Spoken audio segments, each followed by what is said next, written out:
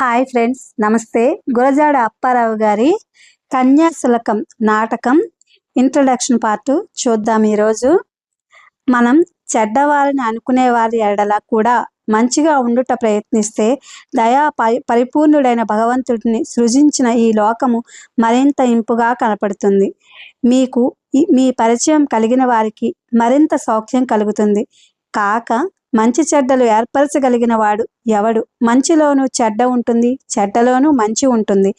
సంస్కృతిక నృత్య కటికంతో సరితూగుతూ ఆద్యంతం నవ్వు తొణికిసలాడేటట్లు చేస్తూ తెలుగులో తొలితొలిగా వెలసిన మేలి సాంఘిక నాటకం సంఘ దురాచారాన్ని ఎత్తి చూపెడుతూ గిరీశం వట్టి బఫూన్ అని, మధురవాణి సాదా సాని అని, ఇది ఫక్త్ ఫార్సు అని అనుకునేవారు సుమా అని హెచ్చరిస్తూ కళాత్మకంగా జీవితాన్ని కళ్ళ ముందర పెట్టే మహాకావ్యం కన్యాశుల్కం. ఇప్పుడు ఈ నాటిక ఇంట్రడక్షన్ చూద్దాము. వీరేశలింగం యుగాంతంలో నవ్యాంధ్ర మహోదయ వేళ అరుణ రేఖగా తూర్పు నాట తోచిన ఈ మహానాటకం ఇప్పుడిప్పుడే విశ్వ సాహిత్య వీధికెక్కి యావత్ దేశానికే ప్రతిష్టాపాదకమవుతున్నది. మృత్యు కటికంతోటే పోటీకి నిలవగలిగిన ఇలాంటి రచన ఇటీవల కాలాన మరొకటి లేదు. తెలుగుదేశపు సాంఘిక వచన నాటకాలకు శ్రీకారం చుట్టి వరశుల్కం, కంఠాభరణం, వరవిక్రయం వంటి నాటకాలకు వరవడి పెట్టింది. అయినా అవి ఎన్నెన్ని దీనితో తొలతూగా లేకపోయాయో. బ్రహ్మ వివాహం లాంటి వీరేశలింగం ప్రవహసనాలు అప్పటికప్పుడు వెలిగి చిచ్చుబుడ్ల వలె ఆరిపోయినా ఇది అన్ని తరాల మనుషులను, అన్ని తరహాల మనసులను నేటిదాకా అలరించగలుగుతున్నది. రంగస్థలం నుంచి వెండి తెరను పయనించి ఎన్నో కత్తిరింపులకు ఆగ్గమైన కత్తిరించిన వారిని భంగపరిచి తాను మాత్రం అలవిగాని మహోన్నత ప్రమాణంగా నిలవగలుగుతున్నది. ఒక్క ప్రతాపరుద్రీయమే దీనికి సరితూగగలుగుతుంది. విరివిలోను వైవిధ్యంలోను దేనికదే గొప్పది. అయినా ఒకటి చారిత్రక కల్పన, ఇంకొకటి సామాజిక చిత్రణ. ఒకటి వీరరస ప్రధానం, మరొకటి హాస్యరస ప్రధానం. రెండూ ప్రదర్శనకు వీలివ్వని రచనలే. విజయనగరంలో జగన్నాథ విలాసిని సభవారు తొలిసారిగా ఈ నాటకాన్ని ప్రదర్శించి వెనువెంటనే ఏకకంఠంగా పత్రికలన్నీ దీనినొక మహా సంఘటనగా పేర్కొన్నాయి. ప్రజాతంత్ర వైఖరి గల దంపూరి నరసయ్య పత్రికది. ది పీపుల్స్ ఫ్రెండ్, పండిత ప్రభువుల వాణి Amudrita Grantha Chintamani, Dhimani, the Telugu horse Chintamani Balika, the east Coast న్యూస్లు తొలికూర్పు ప్రతి 1897లోని మహాప్రసాదమని దోయి నుంచి స్వీకరించాయి. పండితులు పామరులు ప్రదర్శనలను తిలకించి ఆనందించారు. వస్తువులోను భాషలోను ఈ నాటకం తెచ్చిన పెను మార్పు అధిక సంఖ్యాకుల ఆమోదం పొందింది. పాపం మహామహోపాధ్యాయ కొక్కండ వెంకటరత్నం పంతులొక్కడే అయి మొక్కబోయాడు. ఇలా చారిత్రక ఘటనగా ఈ నాటకం గుర్తింపు పొందింది. మదరాసు శాసనసభ ద్వారాను, విజయనగరం ఆనందవర్ధిని సమాజం ద్వారాను కన్యాశుల్క పద్ధతికి వ్యతిరేకంగా మహారాజా ఆనంద గజపతి ధర్మశాస్త్రాలను తిరగవేస్తూ ఉపనిషత్తులను చూపుతూ రాజమండ్రిలో వీరేశలింగం, మద్రాసులో పల్లె చెంచల్రావు శిష్ట జనాభిప్రాయాన్ని సమీకరించుకుంటున్న రోజులివి. పెద్దయ్య పెళ్లి అని పేరు తెచ్చుకున్న బ్రహ్మ వివాహ ప్రవసనం చదవకముందే విశాఖపట్నం జిల్లాలో బ్రాహ్మణ కుటుంబాలలో కన్యాశుల్క పద్ధతిని జరిగిన బాల్య వివాహాల గురించి మహారాజా వారు సేకరించిన భోగట్ట చూచిన గురజాడ వెంకట అప్పారావు గారు ఈ నాటక రచనకు పూనుకున్నాడు. సంఘాన్ని పట్టి పీడిస్తూ వచ్చిన అనేక దురాచారాలను రచ్చకీడ్చి ప్రేక్షక ప్రజా న్యాయస్థానం ముందు రంగస్థలం బోనులో నిలిపి చెడు నడతలను సిగ్గుపడి తల ఉంచుకుని పశ్చాత్తాపంతోటి కుళ్ళి కుములి ఏడ్చేలాగా సంఘ సుచిరతపు తాను డిఫెన్స్ వకాల్తా పుచ్చుకుని లలిత హాస్య భరితమైన వాదం నిర్వహించి జీవానంద నైర్మిల్యమనే పరమధర్మం పేరిట దౌత్యాలను శిక్షించాడు. The arouse public opinion on the subject by exposing the evil in a popular drama అనే ప్రథమ ప్రయోజనం సిద్ధించి నాటకకర్తను సంఘ సంస్కర్తల శ్రేణిలో నిలబెట్టింది. హాస్య ప్రధానమై కూడా ప్రహసన ప్రాయమైపోకుండా ఈ నాటకాన్ని రక్షించిన సుగుణాలలో ముఖ్యమైనది ఘటనా బాహుల్యం గాని పాత్ర చిత్రీకరణ స్వాభావికత్వం గాని కాదు, ఇతివృత్తపు వాస్తవికత్వమే. కన్యాశుల్కంలో కూడా అగ్నిహోత్రావధానులు, లుబ్ధావధానులు, సౌజన్యరావు పంతులు పాత్రలు బుట్టబొమ్మలో చాటపెయ్యలో అనిపించకపోవు. వాటి పేర్లే ప్రవాసన దుర్వాసన కొడతాయి. ఘటనలు కూడా కొన్ని రచయిత ఇచ్ఛాధీనం అనిపిస్తాయి. అయినా ఈ నాటకం ఒట్టి ఫార్స్ కాలేదు. కామెడీ ఆఫ్ మేనర్స్ కూడా అలా కాలేదంటే నాటకకర్తలకు గల ఉదాత్త జీవితత్వమే కారణమవుతోంది. Art is my master, I have a duty to society అనగలిగిన ధీరుడు పాత్రల తోలుబొమ్మలాటలతో తనివి చెందడు. కీలుబొమ్మలాటలతో పొద్దుపుచ్చడు. తానెంత హాస్య ప్రసన్నుడో అంత గంభీరుడనని స్వయంగా చెప్పుకున్న మనిషి కాబట్టి కథా నిర్వహణలోను సమస్య పరిష్కారంలోనూ తన ప్రయోజన దృష్టిని చూపాడు. నైతిక దృష్టికి పాత్రలను ఘటనలను లోబర్చిన వాటి స్వచ్ఛందతను బలిపెట్టి నాటక కళను వధించలేదు సరిగదా. అలా ఆ లోబర్చినందు చేతనే తన నాటకాన్ని ఒక మహాయుధ ప్రాయం చేసుకోగలిగాడు. హాస్య నిర్భరమైన ఇతివృత్తం నుంచి కూడా పరమ గంభీరమైన సందేశాన్ని వెలువరించడం గొప్ప సిద్ధి. ఇటీవల కాలాన ప్రహసనాల ద్వారా వీరేశలింగం, పాత్రోచిత భాషావాదం ద్వారా వెంకటరాయ శాస్త్రి వ్యవహారిక భాషకు గ్రంథ ప్రవేశ యోగ్యత కలిగించి ఉన్నారు. అయితే అది హాస్యానికి మాత్రమే పనికొచ్చింది. నంజుడుగా కాకుండా అసలు భోజనంలా హాస్యేతర ప్రయోజనాలను కూడా సాహిత్య రూపాలన్నిట వ్యవహారకాన్ని వినియోగం చేస్తేనే గాని తెలుగు భాష నాగరికతోపకరణమైన సంస్కృత సంపద ప్రజాస్వామ్యానికి కూడా దక్కుబాటు కాబోదని గుర్తించింది. ఓం ప్రథమంగా గురజాడ అప్పారావు అనే ఉదాత్త గంభీర భావ వ్యక్తీకరణకు కూడా వ్యవహారికాన్ని వాడబూనాడు. ఎర్సు ద్వారా వ్యావహారిక భాషకు గల అనంతకోటి ప్రయోజనాలను గుర్తించడానికి గిడుగు రామ్మూర్తికి మరో 10 ఏళ్ల కాలం పట్టింది.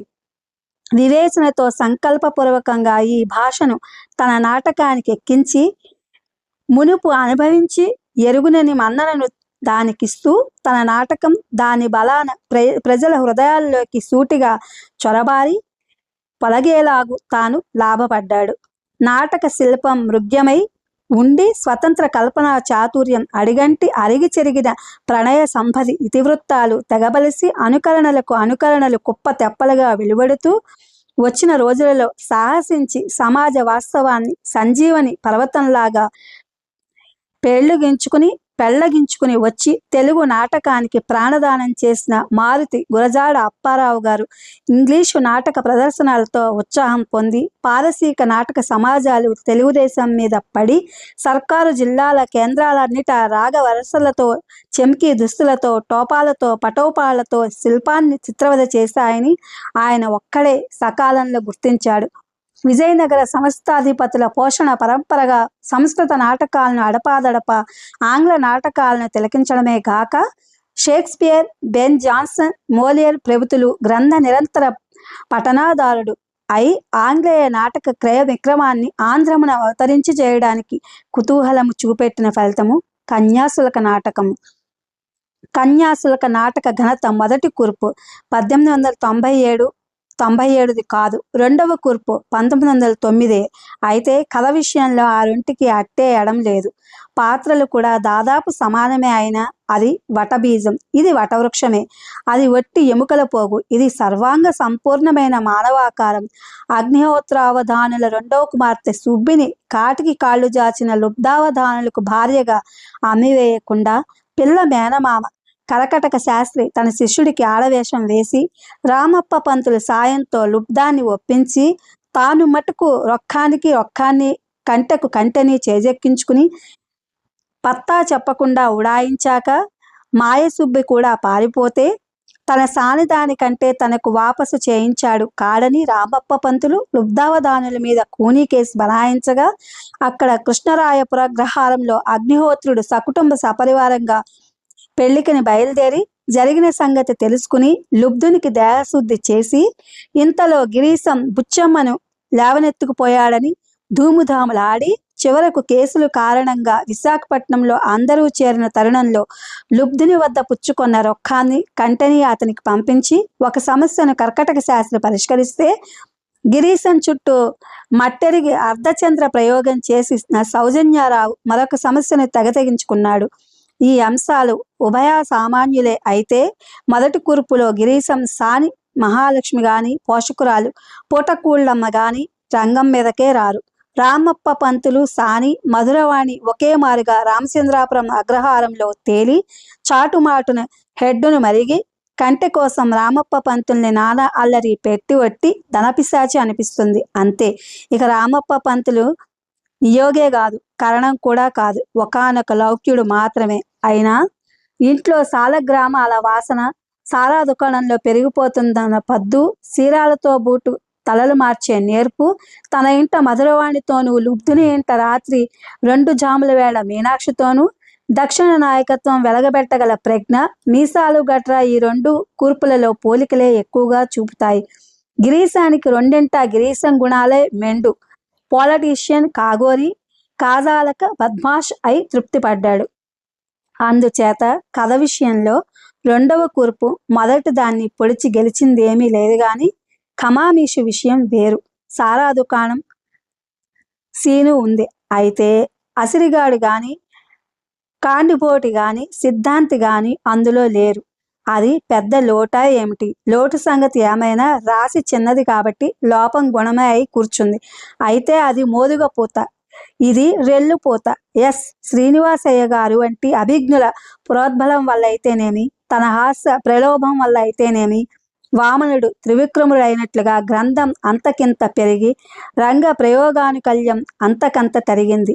అనిమిషులైన దేవతలలో ఓపికకు పేరుపడ్డ గ్రామీణులలో మాత్రమే తుదకంట కూర్చుని చూడగలరేమో గాని ఇతరులు చూడలేరని పిఆర్ రెడ్డి లాంటి కళామర్మజ్ఞులు విమర్శించక తప్పలేదు. 2-3 సంభాషణలు ఒక్కొక్క స్థలం చొప్పున ప్రతి అంకంలోనూ 7-8 స్థలాలను ఇరికించడమేం కర్మ అనుకుంటున్నట్టుంది. 2 రాత్రులు సరిపడా గ్రంథం విస్తరించింది. రాసి పెరిగినంతకంటే ఇబ్బడిగా గుణం అతిశయించిన నాటకం పులుగడిన ముత్యం అయిందని గమనించిన సరసులు బహుకొద్ది మంది. తొలి కూర్పుకు మలికూర్పుకు మధ్యగల పెద్ద వార సంఘం తక్కడలో తృణం బరువు కూడా తూగని ఒకానొక వారకాంత చివరకు తులసి దళానికున్నంత విలువను సేకరించుకుంది. ప్రధాన పాత్రలన్నింటికీ హృదయ విద్యతో వైద్యం చేసి శల్యాలు తొలగించి మనస్తాపాలు తీర్చి నాటకానికంతా గుండెపట్టు అయి కూర్చుంది. మధురవాణి లేకుంటే కళింగ రాజ్యానికేమో గాని కన్యాశుల్కం నాటకానికి మాత్రం జవము జీవము వన్నె వాసన లోపించి ఉండేవి. మామూలు కథ మందంగా సాగుతూ ఉన్నప్పుడు సాదా సానికేగా కాగానే కనిపించిందల్లా అక్కరకు కలిగినప్పుడు దేశకాల కారుణ్యాన్ని, సానుభూతిని, పరోపకార పరాయణతను, ఉదారతను చూపి ఆచాడి అయిన సౌజన్యారావు మంకుపట్టును కూడా సడలింపజేసి ఆదర్శాల కొండ కొనల నుంచి దింపి వాస్తవ జీవితపు చీకటి కోణాలను కూడా చూపెట్టి సంస్కర్తలకే సంస్కర్తగా పరిణమించింది. నోళ్లు నొక్కుకున్న సాంప్రదాయజ్ఞులైన ఆజ్ఞులకు అంధులకు సానిపిల్లలోని మానవత్వం సమాధానమైంది. Do not forget the humanity of a youth of girl. ఇతరుల్లో కనిపించినదల్లా ఆ మానవత్వమే ఇలా చివరకు జయించింది. హృదయ కుసుమంపు సౌరభమై మంచితనమే కబళే కంటే జీవిత కళే ప్రధానమనుకుంటే చరమాంకంలోనైనా ఈ కవిత్వ న్యాయ నిర్ణయం అమలు జరగక తీరదు. మధురవాణి మారింది సరే, ఇతరులను ఎందరినో మార్చే తాను మారి తన దుర్నతుడకు గల ఆకర్షణ శక్తిని తొలగించి వేసింది. చింతామణిలా యోగిని కాలేదు, సుందరిలా నరరూప రాక్షసి కాలేదు, కడపటికి వసంత సేనల గృహిణి కాలేదు. సజ్జ సహనవాసం చేస్తూ ఊర కుక్కలనేగాక సీమ కుక్కలను కూడా గుమ్మం మీద నుంచి తోలి మంచివారి పట్లనేగాక చెడ్డవారి పట్ల కూడా మంచిగా ఉందామని సంకల్పం చెప్పుకుంది. జీవిత హైన్యం గుర్తెరిగినంత మాత్రాన దాని నుంచి తప్పుకోలేదు. ఇలా సౌజన్యారావు ఆదర్శం మధురవాణి యథార్థ్యం వైపు వంగింది, నీతి నెగ్గింది. కళకు కళ రాణించింది. మార్పు చెందని చెడ్డతనం ఒక్కటే దెబ్బతిని రామప్ప పంతుల ద్వారా పలాయనాన్ని, అగ్నిహోత్రావధానుల ద్వారా భల్లూ కప్పట్టుని, గిరీశం రూపేణ డామిట్ కథ అడ్డం తిరిగింది తత్వాన్ని ఆశ్రయించింది. కథ కంచికి వెళ్ళాక మనం ఇంటికి వచ్చినప్పుడు మనలో అనుభూతి రూపాన మిగిలే స్పృహ ఏమిటో అదే ఈ నాటక గత పరమార్థం అవుతున్నది. హాస్యాన్ని వెన్నంటి అడుగున దానిని అంటి పెట్టుకున్నది విషాదరేఖ. సంఘ బీభత్స దృశ్యం నుంచి, జీవిత భాండం శకలాల నుంచి వేరుబడి మళ్ళీ త్వరలో ఒకదానికొకటి చేరుకొని హృదయ పదార్థమైన ఆర్ద్రతతోటి మళ్ళీ అతుక్కొని చివరకు నిలిచేది సౌమన్యసల నిర్వక్ర సమగ్రత సరళ జీవన మాధుర్యం. ఆ నాటకకర్త ఒట్టి నాటకకర్త కాదు, తాత్వికుడు. నాటకం ఒట్టి నాటకం కాదు, జీవిత చికిత్స. హాస్యం వెకిలి హాస్యం కాదు, విజ్ఞాన నిలయం. జగమ్మూల సుధామయ దృష్టితో తిలకించే మానవ ప్రేమతత్వం, కామిక్ స్పిరిట్ అనబడే డయాగ్నస్టిక్ దృష్టి, కల్తీ లేని పాలలాంటి అచ్చమైన మంచితనం మనుషుల లోకంలో దొరకని దినును. అది ఆదర్శం కావచ్చు గాని యథార్థం కాలేదు. చెడ్డతోటి కలగలిసిపోవని మంచి ఉండదు. అయితే చెడ్డను మంచిగా మార్చుకుని ఉన్న కొద్దిపాటి మంచిని పెంచుకోవాలి. అది ప్రేమ ద్వారానే సాధ్యం. ఈ మానవీయ కోమలాస్త్రంతోటి సామాజిక జీవితంలోని రణపుళ్లను ఉత్తరించడంలో ఉగ్రమైన నీతివాదాన్ని గాక కారుణమైన ప్రేమవాదాన్ని అప్పారావు సాయం పిలుచుకున్నాడు కనుకనే వీరేశలింగం మహోద్యమాలలోని లోపాలను పూరించగలిగాడు. మార్పు సందిట చిక్కబడి అస్తవ్యస్తమవుతూ సాంఘిక దురాచార కారాగార వర్తి అయిన మన సంఘాన్ని ఉన్నది ఉన్నట్టుగానే కాక ఉండవలసిన రీతిగా కూడా భావించి చిత్రించినందుచేతనే వాస్తవికతవాద, అస్థి పుష్టి, ఆదర్శవాద శుభ్ర దృష్టి సమకూరాయి. వైవాహిక వ్యవస్థ, స్త్రీ దురవస్థ, బాల్య వివాహాల వల్ల శిశు వితంతువుల మూగగోడు, నరమాంస విక్రయం ద్వారా తల్లిదండ్రుల పశువృత్తి, సంసారుల దొంగచాటు వ్యభచారం, సానువుల బాహటపు వ్యభచారంతోటి బ్రాహ్మణులకు బ్రాహ్మణ శాఖలకు పరస్పర ద్వేష దురాభిమానాలు, తాగుళ్ళు, జూదాలు, కోర్టులకెక్కి ఇల్లు గుల్ల చేసుకోవడాలు, అత్యాశతో గురజాడ అప్పారావు గారు తన నాటకాన్ని దాదాపు ఒక పెద్ద కలగూర గంప చేసుకోబోయాడు. అలా చేసుకోవడమే జాతికి లాభించింది, సాహితకి శోభనిచ్చింది. మహాకావ్య విస్తారం, ఎపిక్ స్కోపు గల ఒక గొప్ప సాంఘిక నాటకం సిఆర్ రెడ్డి వర్ణించినట్లు షడ్రసోపేతమైన విందు భోజనంలాగా దేశానికి దక్కింది. పుడకలు ఎన్నైనా ఉండొచ్చు, ఉన్నాయి కూడాను, అయినా పానకం పానకమే. జవహర్ భారతి కావలి 18/9/1968 కేవి రమణారెడ్డి. ఇది ఫ్రెండ్స్ కన్యాశుల్కం నాటకం introduction part. Thank you for watching.